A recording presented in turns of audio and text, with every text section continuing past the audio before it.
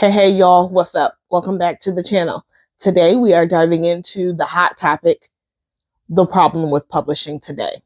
From hype-driven marketing to the BookTok effect, we're breaking it all the way down, the good, the bad, and the ugly. If you love books, make sure you hit subscribe and hit that notification bell so you don't miss my future bookish content. And while you're at it, let me know in the comments, what's the last book you bought because of the hype? And was it worth it?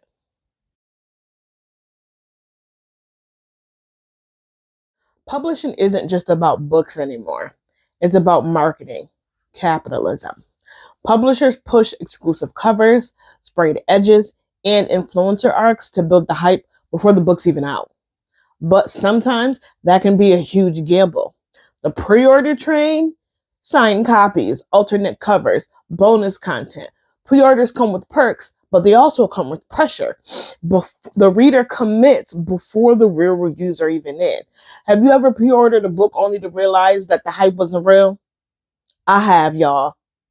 Wasted my money. Let me know in the comments below. Are y'all with me or is it just me? Then you have tropes over substances. Publishers chase viral trends rather than unique storytelling. The Guardian recently reported that books are often picked for their viral potential. But does that mean better books? No.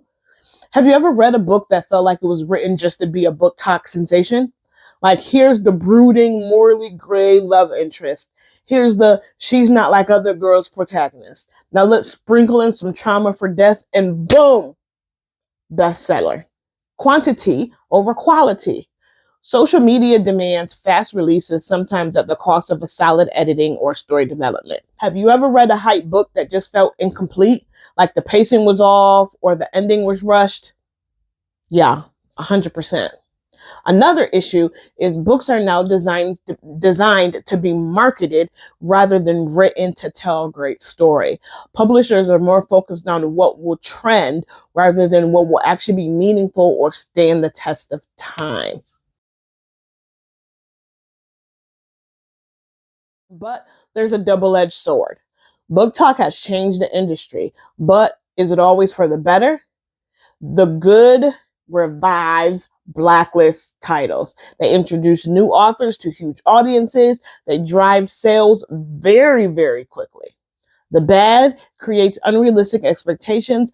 Not every book will be life-changing. Publishers rush to market, skipping crucial development. It's trend-driven that overshadows the quieter, more high-quality books. Readers now get swept up in the hype culture where books become temporary trends rather than long-term classics. Books that should be given time to breathe are being pushed aside for the next viral hit. The industry is losing its depth in the favor of quick success. Publishers Weekly even reported that trend-driven models is making it harder for debut and mid-list authors to maintain careers, which honestly is so sad because some of the best books that I have read were from underrated indie or first-time authors. No cap.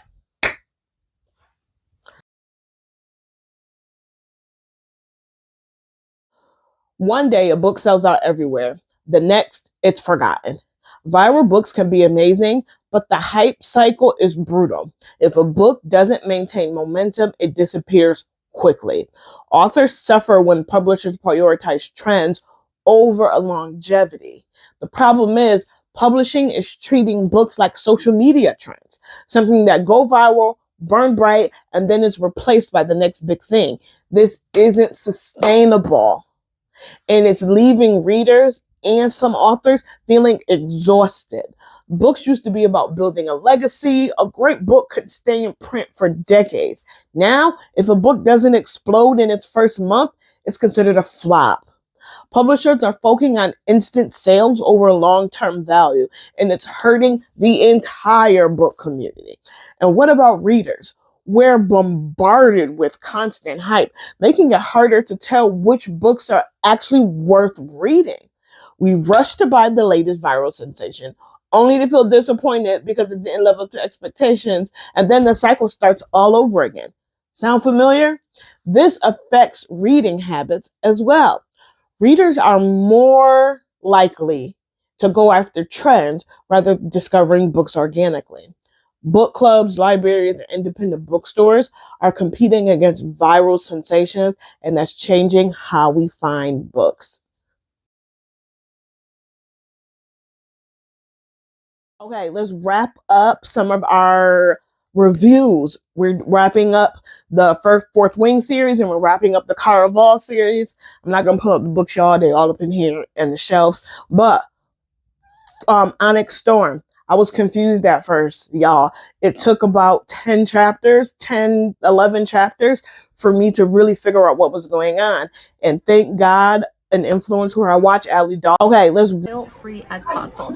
I'm not gonna lie, the first like 10 chapters, I was kind of confused. I was like, wait, who is that? What segment do they have? I was a little confused, but halfway through the book, it really picked itself up. It had a lot of fantasy elements to it. It had a lot of action to it, which I really did appreciate. And it actually answered quite a few questions we were all asking. But the way that it left us on a cliffhanger. Her review on the book where she said, like, y'all, stick it out. You're going to be confused. It's okay.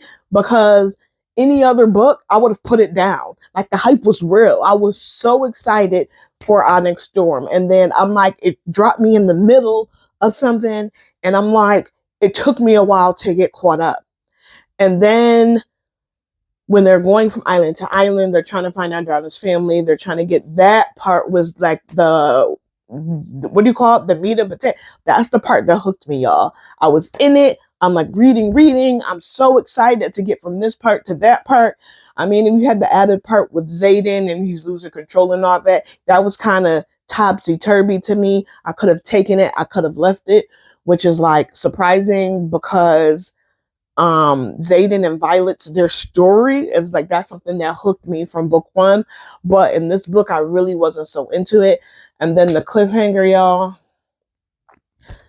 The cliffhanger, y'all. It didn't do it for me. The cliffhangers in Fourth Wing and in Iron Flame, I was like a type of moment. And I'm rushing for the second one. In Iron Flame, I was so mad. When is she writing? But in Onyx Storm, I was kind of like, this was the book in the series that disappointed me. It disappointed me, y'all. Okay, so let's read the script. Come on, let's read the script. Onyx Storm. Confusing at first, but the middle, it was amazing. Then that cliffhanger, completely frustrating. Like, why do books just stop mid-story? Give me a resolution, please. I love the characters and the tension, but the ending had me staring at the page like, what? Where's the rest? And then, y'all, let's get into Finale, the final book in the Caraval series. So, was I surprised of the character reveal? No. Yes. I think I was. I think I was surprised at the character reveal. The part of Caraval that really got me in the series,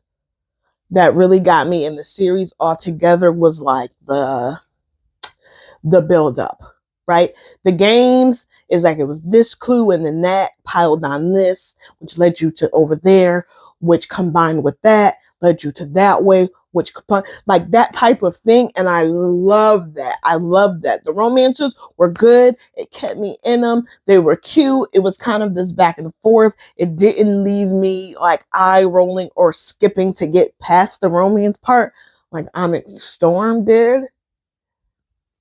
But it was the games. It was the character discovery. That was the meat and potatoes for me in the finale. It was a slow start, engaging romance, and a powerful climax. But that ending, it was kind of messy though. It felt like it needed just a few more pages to really, really stick it. So, what's the solution? Publishing needs balance between marketing and storytelling, hype and substance. Books should be built for longevity, not just virality. Until then, we're stuck in a cycle, sorting through the hype hoping to find that one book that actually lives up to its promise. Y'all, I have Rex. If y'all need books that live up to the hype, I have Rex. Drop what you think down in the comments below. What's the last book that completely exceeded your expectations and one that completely flopped? Let's talk about it. Do not forget to read the blog that's below. The topics are the same, but I say different stuff that I write. Comment, stick around. I'll see you next time.